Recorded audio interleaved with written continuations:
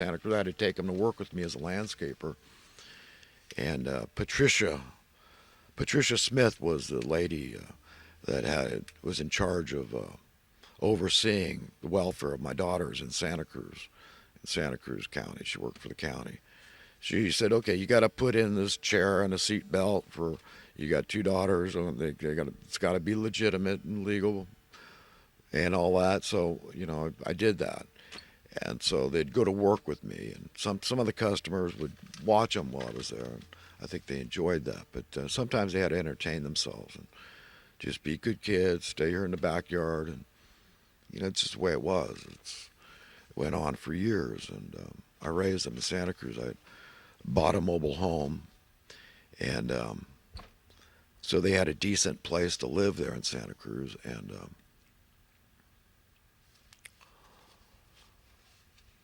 that went on for quite a while, and into the new century.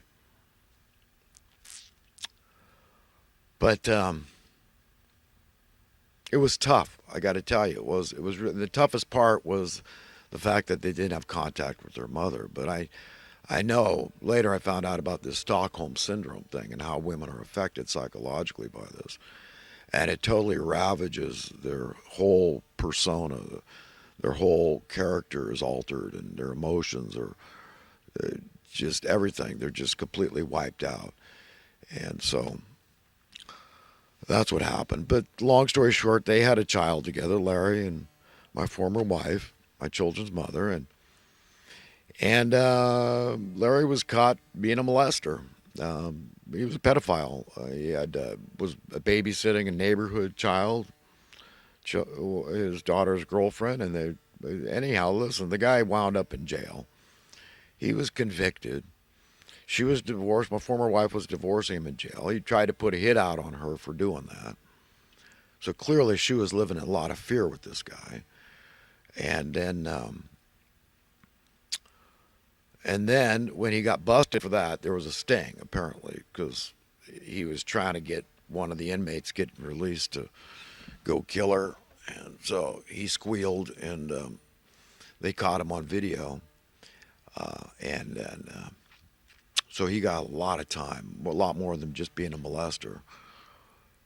And then he just gave it all up and tried to put a hit out on the DA. And I mean, this is all true story. This is the kind of stuff they say you can't make something up. I mean, this is the kind of thing you could make a movie out of, right? Condense all this into a couple hours, but it would be pretty intense, pretty intense, pretty depressing probably at this point. But I got my daughters and I was able to watch over them, and we had a lot of fun.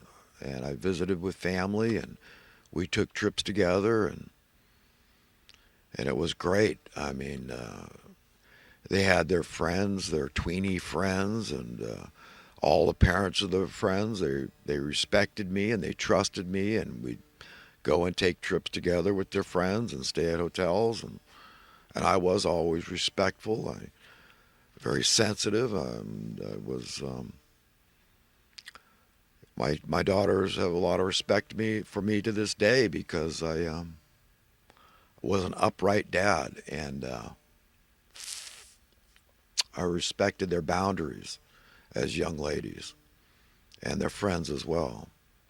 So I'm very happy that I took the right course in life and didn't overstep my bounds in that matter. And I was trusted, and I was found worthy of that trust.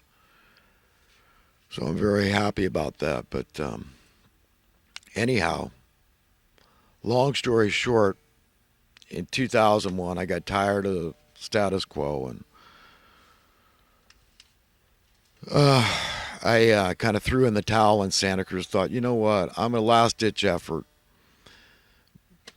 My wife's life is falling apart, and I'm going to go down to Vegas. I'm going to sell this mobile home, and I'm going to see if I could buy a house down there and start a new life in Vegas. And, maybe we can reconcile.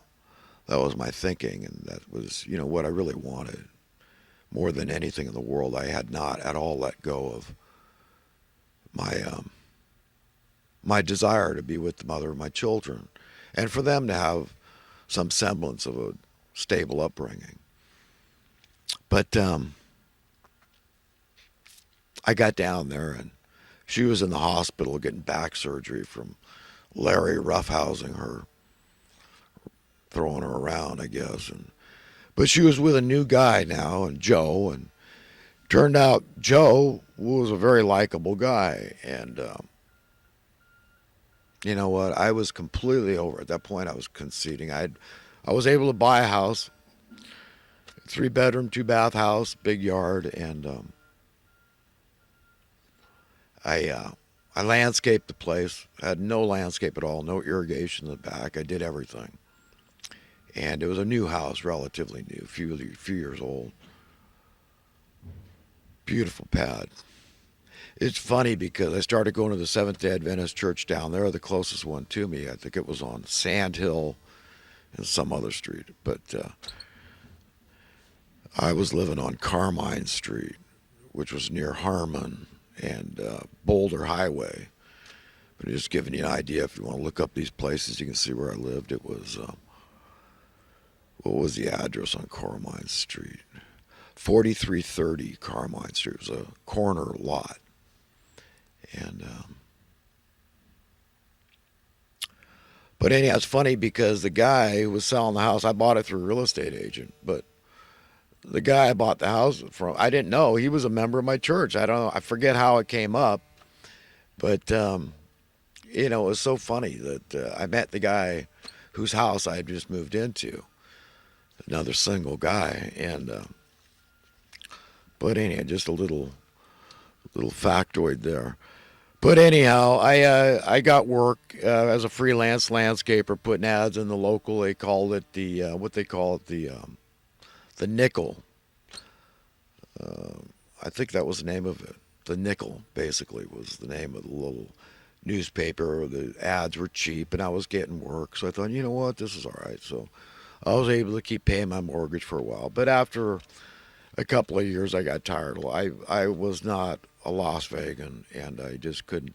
You know, it's interesting because my former wife and Joe, about several months after I was down there, and I got to meet Chelsea. Chelsea is my daughter's half sister, the one she had with Larry, and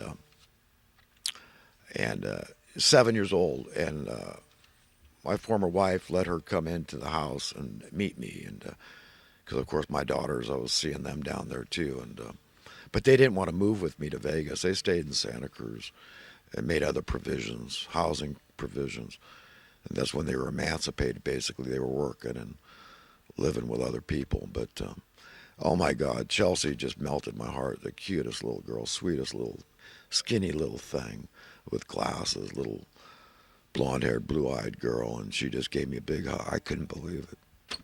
I don't know who told her to give me a hug, but I was in the house and she just came up to me and she gave me a big hug. She's turned into a really nice woman, according to my daughters, and I'm so happy about that. But at one point, my wife was breaking up with Joe, and she called me and she wanted to move in with me and her and Chelsea, and she wanted to pay $750 a month rent she could afford. And I said, you don't have to pay anything. But I don't know what happened. That was last shot. Just never manifested. I think she thought it over and figured it's a trap, you know. She can't trust me. No guy is that big. No guy could forgive and forget all that. He just was going to trap me, get me back, and make my life a living hell. But it wasn't true, at least. You know, I thought that part of who I was long gone at that time, but she hadn't let it go because she remembered that self-righteous, arrogant son of a bitch that I could be. And so I think when she thought it over, she said, no, he almost got me, but I'm too smart for him. And basically, it's just been pretty much over since then. and she doesn't want anything to do with me, and I don't understand. I know she can't hate me. I never even sued her for child support. I don't know. All I've done is defend her to my daughters and blame myself for the breakup of the marriage. But yeah, you know what? What is written in Scripture? He has called us to peace, and that we are. That I'll love the woman for all eternity for what she's given me, and that's that. And if she doesn't want to believe it, that's her prerogative.